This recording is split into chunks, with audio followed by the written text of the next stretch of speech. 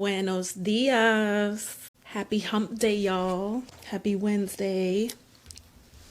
Sounds kind of bad coming from an HR lady saying happy hump day. Anyway, I haven't been on live in a minute. I have been traveling and then I haven't really been able to sit down to actually talk to you guys. So I'm happy to be here today. And today I want to talk about a topic that I haven't shared on a public platform. It's been more so just conversations amongst my friends, my peers, but I think it'll be helpful for someone. The reason why I want to talk about it is because of the current job market today. If you are looking for a job, you already know today's job market sucks. And I think I also have a feeling why it sucks. There, of course, you'll never exactly know for sure what's going on because every company is different and all that. But there's like a phenomenon right now going on with companies ghosting candidates, job seekers, applicants. So I will give you my story on my reasoning on why I think my experience around recruiting. If you do not know me, I actually have 14 years of HR experience. I started in HR back in 2010. I started as a recruiting assistant, and when I started as a recruiting assistant, I knew nothing about HR. My boss at the time, she gave me a chance. She gave me the opportunity. She saw something in me that I didn't even know that I had. And so that's how then history was written for me. So I started as a recruiting assistant, and that's literally at the bottom of the barrel, pretty much, in a sense, right? So you're literally at the bottom. That's very entry level. So if you are looking for a way to get into HR and you like dealing with people, then I would say recruiting would be a good thing for you to do. So I started as a recruiting assistant. At that time, all we had were paper applications. We didn't have the applications that we have today, which is online. We at one point only had them on paper. So that meant that I had to file all these things out, and it was just, oh my God, it was a struggle. I remember those days, but really grew to love recruiting because I saw that that was actually the good side of HR. I never grew up thinking, I want to be an HR professional. I never thought about HR when I was in school, when I was in high school. I just knew that I needed a job. I needed to get out of where I was at that time. I was a teen mom. I became a mom at 15, graduated high school on time, thank God. And I left. Once I graduated, my sister-in-law helped me get a job in accounts payables. I hated accounts payables. I knew I needed something different. And then I landed the job as a recruiting assistant. When I landed the job as a recruiting assistant, I said to myself, I'm going to learn as much as I can. I'm going to just become a sponge, which I did. I literally became a sponge. All I did was just learn, and tag along with my colleagues, my recruiter colleagues. At that time, I only shuffled the papers. I was the admin. I was managing their calendars, scheduling the interviews for them, making sure that the candidates had all the information that they needed. I was corresponding. At that time, we weren't really using email. This was back in 2010, y'all. So this was 14 years ago. So much has changed with technology. We used to mail correspondences out. So whenever a person would apply, they would actually apply in person at our corporate office. People would walk in, drop off their applications, and then I would mail them to their home address a thank you card. Thank you, we received your application. We'll be in touch soon. So can you imagine back then how slow it was when you were a job seeker? So if you're a job seeker today and you think that they're taking forever to respond back to you, try being a job seeker back in the early 2000s where everything was slow and email really wasn't a thing yet. companies weren't really trying to email candidates yet at that point, because they just felt that, that would maybe be a little bit unprofessional at that time. So anyway, so I ended up loving recruiting. I said, you know what, I'm going to make this into a career. And then I eventually went to school. I got my HR degree, my bachelor's in HR. And also I kept learning. I was involved in leadership college at my school, at my place of work, of my employment. They offered training programs for leaders. And so I was part of that. So I did everything that I could, right, to grow, to do whatever I needed to do to grow professionally within my career. And that was fulfilling to me. I loved it. I loved every single second of it. I loved recruiting. I fell in love with the fact that you help people. You're not firing people. That's the part of HR that sucks, when you're firing people. But when you are helping people find new jobs, make more money, if maybe they've relocated to a new area, change career paths, get a promotion, whatever it is, when you're a recruiter, that is very rewarding. It's fulfilling, because you know that you are making a difference. You've made a difference in a person's life. So that was something that for me, it was just, I loved it. I loved it. It was like a high for me, where I was like, yes, we got another one. Another person came in and another person got hired, et cetera, et cetera. So eventually I asked my boss, like, okay, look, I'm ready for the next step. What can I do? How can I grow? Blah, blah, blah, blah. I started being in charge of different projects by myself, because my boss was like, all right, I see it in you. You're hungry, you're ambitious, and I want to help you so you can grow. So she started giving me projects, started helping me to be part of different initiatives, just everything. She helped me to get involved in so many areas at work. So then was like, I am ready for the next step. I feel like I have put in my time, all of that, right? Now, when you're recruiting, you got to do a little bit of everything. You got to go to career fairs. It's not just about posting the job and just sitting around waiting for applicants to apply. Like, you can't just do that. You have to be, you have to get out there. You have to network. You got to go out to job fairs, career fairs. You got to talk to different people within your community, because there are organizations and agencies that help. There are staffing agencies that private recruiters will also work with. There are other connections that you got to make sure to have as a recruiter. So if you're a recruiter, you can't just sit around, just post and pray. Like the saying goes, you have to actually get out there and be seen. You got to go to these networking events. You got to go everywhere. So that was something that I enjoyed. I am a people person. I do love to get out. I love to be around people. I love talking to people. So I guess that's why being a recruiter just seemed to be a great career fit for me, because I'm not shy when it comes to talking to people. So, and as a recruiter, you have to be outgoing, because it's a job, it's a position where you're talking all day long. You're talking to people all day long. So it can really take out a lot of energy from you if you are not so much of a people person. If you are more of like an introvert, I wouldn't recommend being a recruiter, because being a recruiter is going to take a lot of energy out of you. So anyway, so then I started going to different events and everything, and I really loved it. I loved what I was doing. And my boss said, hey, look, we're opening a new hotel. It's 150 jobs. We're going to open in about 2 years. So you're going to be in charge of this project. I was like, oh, yes. And then she said, by the way, once the project is complete, there is a chance of a promotion. Like, you'll get promoted, because the company is expanding, we're growing, and we want to make sure that, we set you up in the right position. I said, oh, absolutely. I am in. Count me in. So I started working my ass off every single day from that point on. Once I was assigned lead recruiter for hotel recruiting project, trust and believe, I was the first one in the office and the last one out. I was working 10, 12 plus hours a day.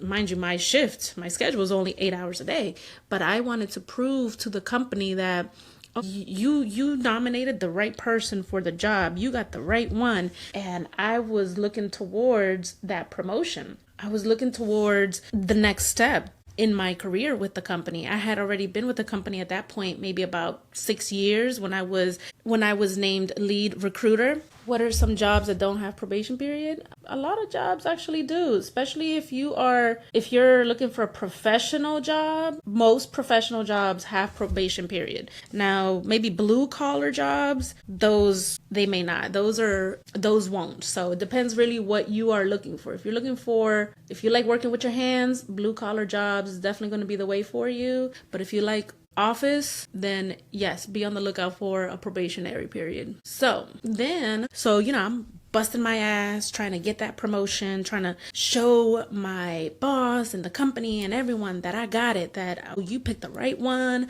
I'm the right person for the job, etc. So I spent 2.5 years just hustling. I was everywhere. I was at career fairs. I was creating our own in-house career fairs. I was marketing. I was promoting everything. I was on social media. I was on LinkedIn. I was on our Facebook page. I was emailing candidates that were in our system. I was doing everything that I possibly could so we could create that traction, that motion, because we were an independent hotel. So we were competing with the Marriotts, who have a huge budget and who are a huge, large chain. They're well known, they're global. And here we are, this one local little hotel that we were only in Maryland and one in Pennsylvania. So it was tough. It was hard. So I had to literally put on different hats. I was marketing, I was recruiting in HR, I was IT, I was everything. You name it, I was doing it. So I was working. And I loved recruiting because I just knew that I was helping so many people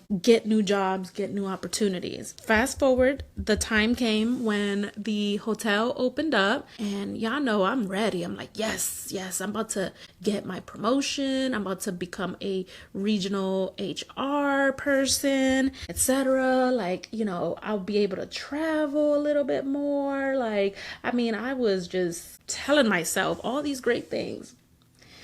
And the time came when I talked to my boss and was like, okay, so the hotel opened. I'm ready for my promotion. What's up? And she was like, yeah, there is no promotion. And I was like, what you mean there's no promotion? We talked about a promotion. What's going on? Yeah, well, the budget. What you mean the budget? What's going on with the budget?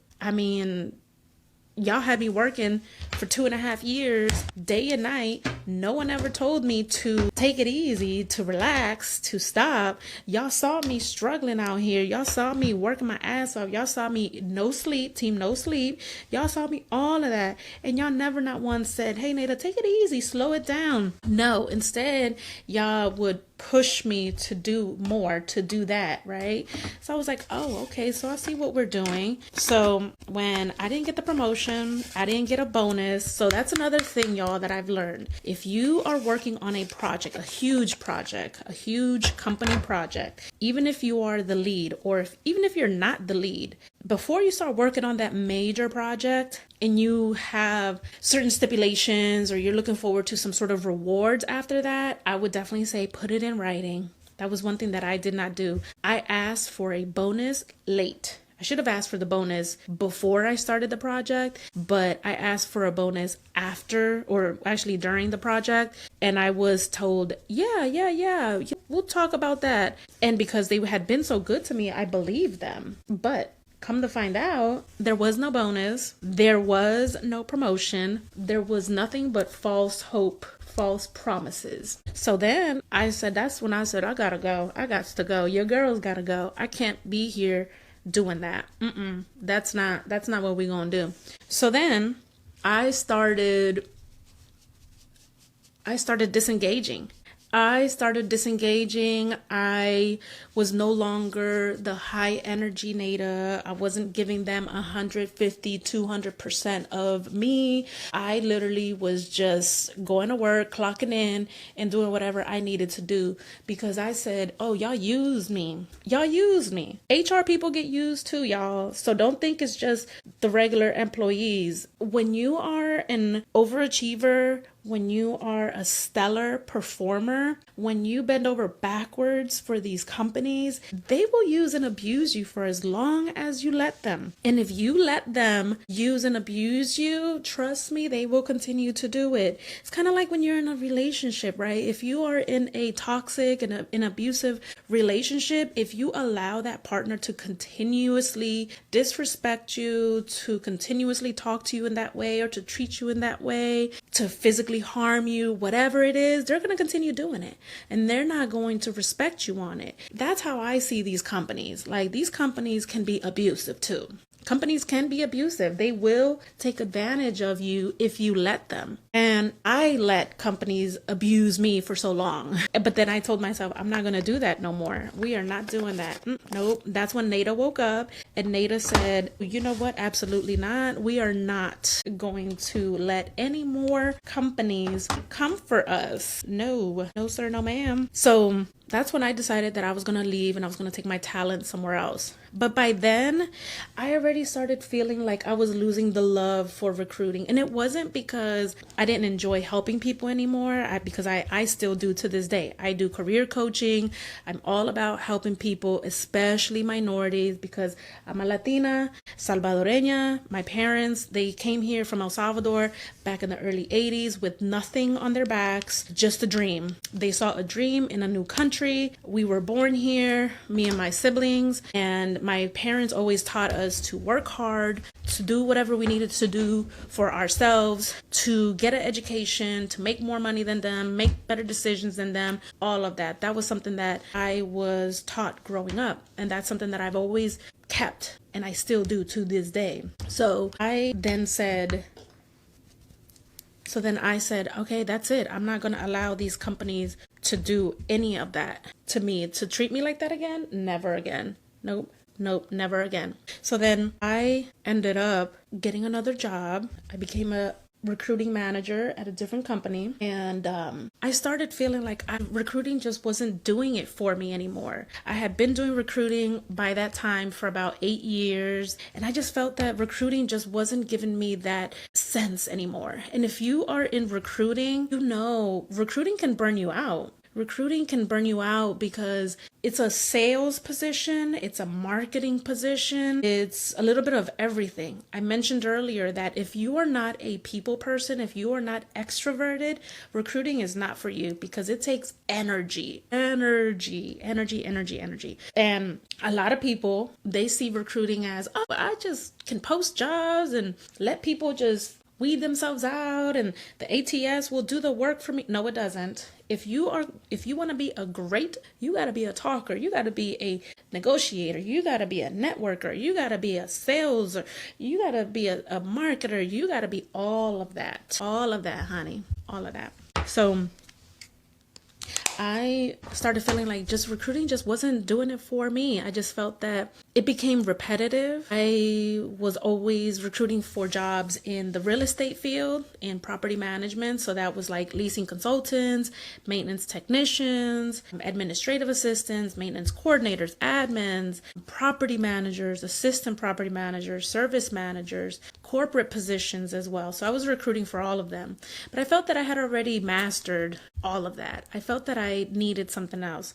But I still kept, chugging through with that, because that was, still my passion. It was still my baby. I still love to help people change careers and grow in their careers, etc.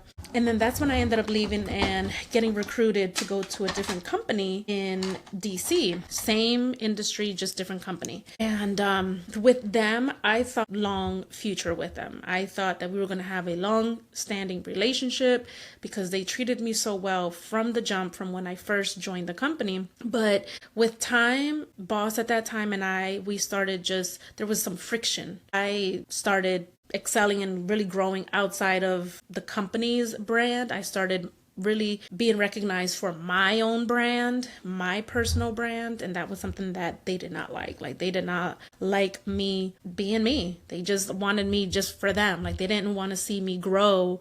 They didn't want to help me grow outside of them. That's when I started to realize, recruiting is just not for me. There's so much more in HR, which, mind you, even though I was always my titles were always in recruiting, I've always done other stuff. I've been involved in other things of HR. So employee relations, benefits, payroll, training, all of that. I've been part of that. So that's one thing that I tell people, that my titles could be deceiving, because you'll see just recruiting, but it's not just recruiting. It's a little bit of everything. So then about 2-3 years ago, that's when I decided that I needed a change. I wanted to do something different. Recruiting just started to burn me out because it was repetitive. You post a job, you get a job opening from a manager, and you post the job, then you're sourcing, you're talking to people, you're saying the same thing to people, you're talking to hundreds of people, you're saying the same thing, you're reading resumes, you're seeing all the different type of resumes. Some look the same, some look different. It's just something that is just repetitive. So for me, it got stale. It became stale. I needed something a little bit more. I needed like a little bit more oomph to my HR life, my HR career. So I decided to try consulting. And then I learned that I don't want to work for nobody else. I don't want to work for nobody else. I'm tired of that. So I tried consulting, and although consulting is cool, it's fun, you are your own boss and all, but I just know that I didn't want to work as hard. I didn't want to work as much. And when you're consulting, you're still in a way kind of like an employee to these companies. And I'm like, I don't want to be like that. But anyway, that was the reason why I quit recruiting. It's just because it just got so repetitive. It burned me out. It felt like I was in a box with recruiting, because recruiting is a job in itself. I don't understand how there are companies who want to merge their recruiter position. So like, you'll have a company that they want you to do recruiting and HR.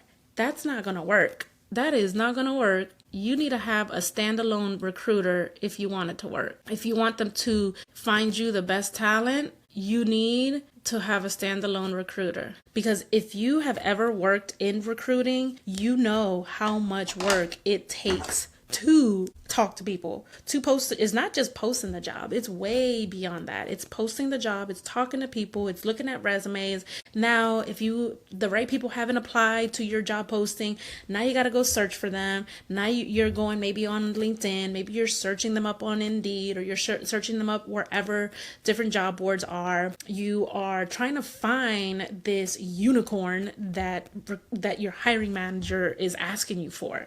And you want to meet your quota. You have deadlines. A lot of companies tell recruiters, we want our jobs filled in 30 days. We want our jobs filled in 60 days. So there's pressure on the recruiter side of things, where we're not just hanging back and saying, oh, we're just going to chill and I'm just going to. No, like literally as day one, as soon as that job is posted, now I got to get to work. I got to start posting. I got to start interacting with my network. I got to reach out to past candidates who I like, but they didn't make the cut before. Now I got to do whatever I can to find the right fit, to find the right talent. So it's not one of those things where you just sit and you just relax. Oh no. And if you are one of those recruiters who you just sit and you just relax, that's why your jobs aren't getting filled. My jobs were getting filled in 30 to 45 days. And then also, you got to remember that it's not just the one job that you have to work on. You've got multiple jobs. Like I would have like 10 jobs at a time, 15, 20, sometimes 30 jobs that I had to manage. So trust me, being a recruiter, it takes a lot of work. Our workload is topped to the max. Like our plate is full. Recruiters do not have it easy. You don't just work on one job. And then you have these managers who don't know what they're doing. Like, I don't know why they're in leadership positions, why they're even making hiring decisions. You've got these managers who have been placed in these roles that they don't know nothing of what they're doing. And as a recruiter, you should be coaching and guiding your managers. But some of these managers, they don't care. They still, even if we try to guide and coach them and tell them the right ways of things, they don't care. They still do whatever they want. So they're a lot of times the holdup. up. A lot of times it is not the recruiter that is holding you up.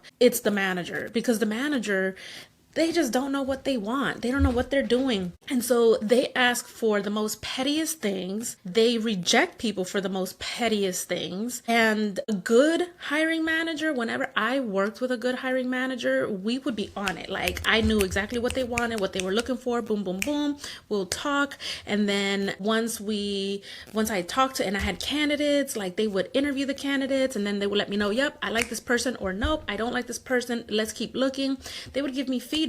That's a great manager. That's a great conversation. That's a great relationship to have between recruiter and hiring manager. But a lot of times you have hiring managers that it is like pulling teeth. It is like pulling teeth. It is like speaking to children. Like, I'd rather speak to children than some of these hiring managers because these hiring managers, sometimes I'm just like, who put you in these positions? Because you don't know what you're doing and you're actually a liability for this freaking company. So that's another thing that for me as a recruiter, it was hard, because you have managers that they do not care about your metrics. Like I said, we have goals in recruiting to fill our jobs within 30, 45 days, like 60 days max is kind of what most companies, depending on the role, it's kind of like about average. And when we say fill the job, that means from the moment that the job opening opens, that it's posted, through the screening process, the interview process, the offer stage, till you start, till the new hire starts. That's usually what that time to fill stands for, where it's from point A when it opens to all the way point Z when it closes. So we're trying to average and fill those jobs quickly within 30 to 45 days. And that was something that I always prided myself with. And I hated when I had jobs that went over 60 days, 45 days, 60 days. Like, that to me was just unacceptable. But it's a lot of times managers, hiring managers, they do whatever they want. And sometimes the recruiter's hands are tied, because the recruiter is the middle person between the hiring manager and the candidate. So the candidate is really interacting with the recruiter. You're talking to the recruiter. You're talking to them about the pay, the negotiation, the benefits, about your experience, about the role. Like, you're having that conversation mainly with the recruiter. So the recruiter is the middleman. They're the messenger. So don't kill the messenger. A lot of times the recruiter, our hands are tied, because these managers will hold up the process. They don't make a decision quick enough. They want to keep you on hold, keep you on the back burner, because they want to continue interviewing in case there are other candidates, which of course, then to you as the job seeker, you're like, I'm on hold. I'm stuck. Like, what's going on? I haven't heard anything in days and weeks. What's happening? It's because the hiring manager has put you on hold. It's because the hiring manager wants to talk to other people. They liked you, but they want to talk to other people in the meantime. It's like when you're dating, right? So you are talking to multiple people, you're dating multiple people, you've gone on dates with multiple people. All these different people have taken you out to different places. Maybe you went out to a nice restaurant with this one, cheap restaurant with that one. You went bowling or did an activity with the other. So you're like weighing out your options. And what you're trying to do is you're trying to make the best choice. And that's what hiring is. Hiring is like that. And hiring managers will definitely abuse that, and they will make you wait. They will make you wait until it's your turn to be picked, until it's your turn to be chosen. But that's how a lot of job seekers will end up falling out in the process, because they're like, okay, you took too long. I'm ready to go on to the next. That's like when you're dating someone, they're like, yeah, you took too long. You took too long to ask me to be your girlfriend. So,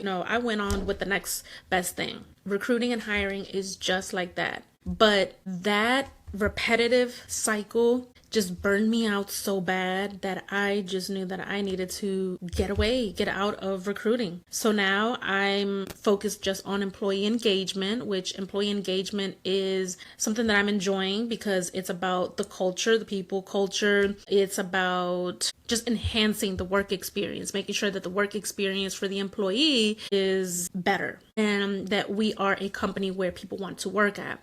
So that's what I'm focused on now. And I'm loving it because it is me creating, and I love creating. I'm such a creator.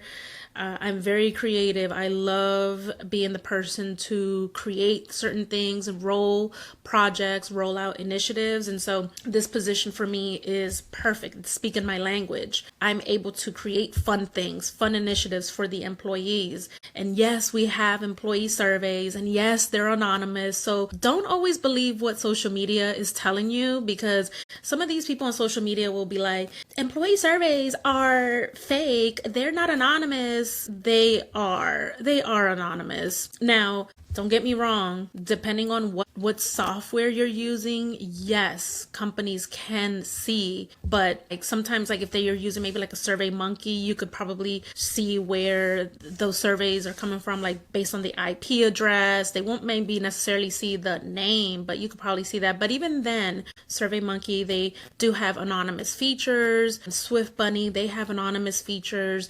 Different companies do have anonymous features. So don't fall for the social media crap telling y'all that employee surveys are not anonymous, that they're fake or whatnot, because that is not true. I have sent out plenty of employee surveys throughout my career. I have a 14-year career in HR, and I know I've seen it before. Yes, there are anonymous employee surveys. Okay, so yes, fill them out. Now, you give yourself away when you mention your name, when you mention your team's name, when you mention your colleague's name, when you do certain things that, of course, you're going to give it away. Of course, you're going to tell on yourself. You're dry snitching. But if you are just being very vague and very open, but still very honest about whatever it is that your experience is within the company, trust me, like nobody's going to know who exactly said what. So please, y'all, don't believe the hype. Social media be lying to y'all a lot of the times. And if y'all keep falling for these fake ass HR people in social media on these TikTok streets, I'm telling y'all right now, y'all gonna drive yourselves crazy. You're gonna do yourself a disservice, because that's a whole lie. That's a whole lie. I gotta finish getting myself dressed and ready for my work day. I gotta go into the office today. Woohoo. I don't like going into the office. I like working remote from home. I work from home 2 days out of the week, and 3 days I'm in office. And I'm like, I could have did this at home, but okay, whatever. But anyway, y'all, that was my story on why I quit recruiting. I hope that you found it insightful, found it inspiring, found it motivating, found whatever. You took something from it, whether you learned, whether if you want to be in HR, be a recruiter, or if you are a job seeker, maybe to understand a little bit more why this job market sucks. And don't be so hard on your recruiter. It could be the hiring manager who is holding up the process. If anything, try to befriend your recruiter. Try to have a good relationship with them, because they will vouch for you. And even if this opportunity doesn't work out for you, you never know. There may be future opportunities within the company that may become available. And because you have formed a good relationship with the recruiter, they're going to reach out to you first when that opportunity comes up. And you wouldn't even have to apply to it. They'll reach out to you. Those are the best hires, and that's such a great feeling on both sides, both the recruiter side and on the job seeker side, when you get recruited and you get hired, because you're like, I didn't even apply for the job and I got hired. The recruiter hit me up for the job. Those are the best hires. Love that. So anyway, I will talk to you all later. Make sure to subscribe to my YouTube channel. Go to my links in my bio. Sub and join and comment. Follow my TikTok page. My website is under construction. It will go live soon. I'm so excited for that. I'm going to have a ton of information, resources, blogs, everything will be on that website for you guys. So lots of great things coming for me and for y'all. So I'm excited, and I will talk to you guys later. And look, you guys have been hanging with me while the sun came out. All right, y'all. Why didn't y'all tell me I had stuff on my teeth? Okay, bye.